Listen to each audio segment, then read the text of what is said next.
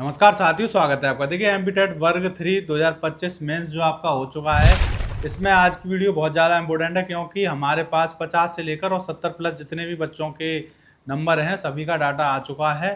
और आज की वीडियो में हम बात करेंगे 50 से 70 प्लस कितने अभ्यर्थी हैं, उस हिसाब से पता चल जाएगा कितने लोग सेफ हैं कितने नंबर पे।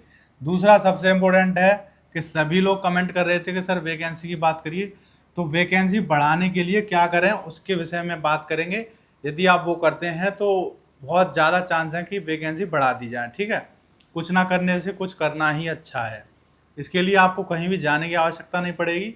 और बात करेंगे पीएच कैंडिडेट की सेफ स्कोर क्या होगा, क्योंकि इनके भी काफ़ी कमेंट आ रहे थे तो इनकी मैंने अभी तक बताया नहीं है। ठीक है, तो देखते हैं क्या होता है। देखिए नॉन गेस्ट जो भी 70 से प्लस वाले हैं वो 35 बच्चे हैं केवल। इसमें 85 84 के केवल 2-3 बच्चे ही हैं जिनके मतलब 70 से मतलब 80 से ऊपर आए हैं। एक 84 है, एक 86 है, 85 है। ठीक है, 61 से 70 वाले 113 हैं, 51 से 60 वाले 48 हैं, और गेस्ट टीचर कितने हैं 90। तो गेस्ट टीचर की वैकेंसी बच जाएंगी। यदि आपको वैकेंसी की चिंता है तो एक तो गेस्ट टीचर की यदि बच जाएंगी तो वो ओपन से भरी जाएंगी जो भी आप लोग हैं उनसे। ठीक है, क्योंकि इन्होंने गेस्ट टीचर को 4000 के करीब वैकेंसी दी है।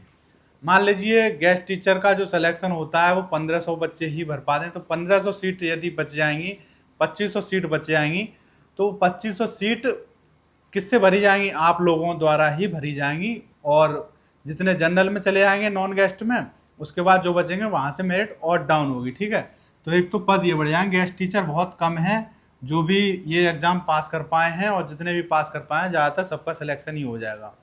ठीक है, तो गेस्ट टीचर वालों के लिए खुशी की बात है।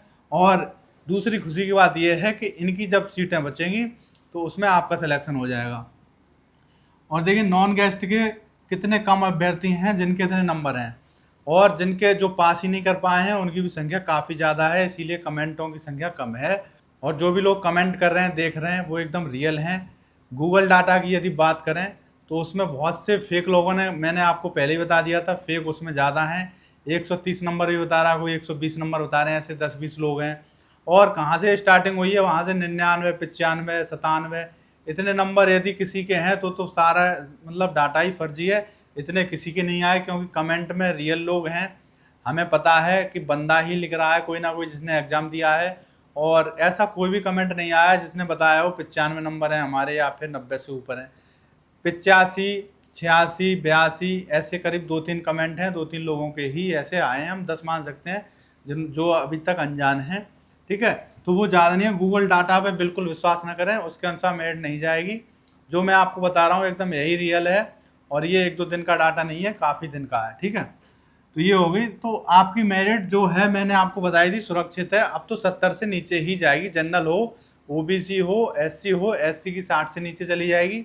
एसटी एकदम जो 40 पे नंबर लिया है पास है वो सेलेक्ट हो जाएगा। पीएच की यदि बात करें, जो गेस्ट टीचर हैं पीएच वो तो 210 सीटें हैं, और जो नॉन गेस्ट हैं उनकी 300 हैं।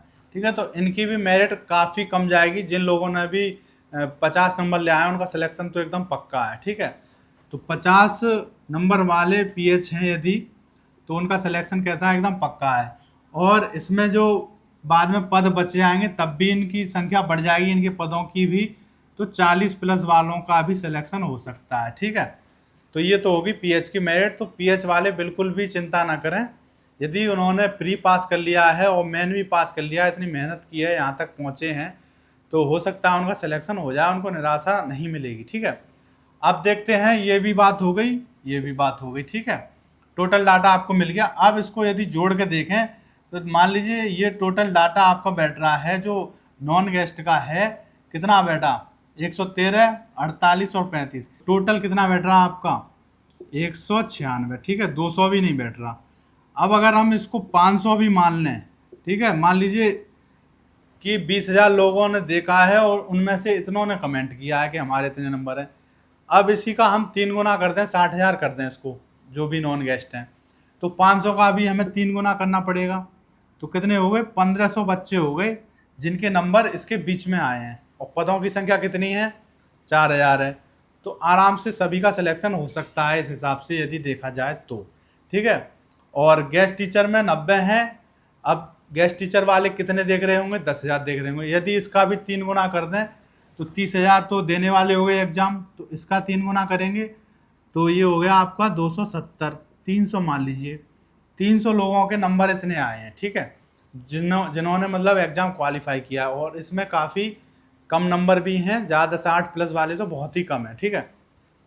तो इनका भी सिलेक्शन आराम से हो जाएगा। इसमें सीट बचनी है आराम से, ठीक है। 1-2 हज़ार मतलब सीट इसमें बच जाएंगी, जिसको आपके द्वारा भरा जाएगा फिर, ठीक है। अब बात करते हैं वैकेंसी बढ़ाने के लिए क्या करें। सबसे इम्पोर्टेंट चीज़ है कि आप घर पे बैठे हैं आराम से, आपके पास मोबाइल है, तो आराम से उसका इस्तेमाल करके आप वैकेंसी के लिए पहल कर सकते हैं। कुछ ना कुछ असर तो देखने को मिलेगा ही, ठीक है। तो वो देखते हैं कैसे होगा। तो इसके लिए आपको क्या करना होगा, एक्स एक ऐप है जिसे हम पहले ट्विटर कहते थे, वो आपको अपने में इंस्टॉल करना पड़ेगा, ठीक है। अपना अकाउंट बना लीजिए अपने नंबर से या ईमेल आईडी से, आराम से बन जाएगा, ठीक है। बहुत से लोग तो जानते होंगे। तो आपको जो भी मैसेज करना है, सबसे पहले ये @CM मध्य प्रदेश, इसमें जो भी लिखा है वो सेम टू सेम आपको लिखना है।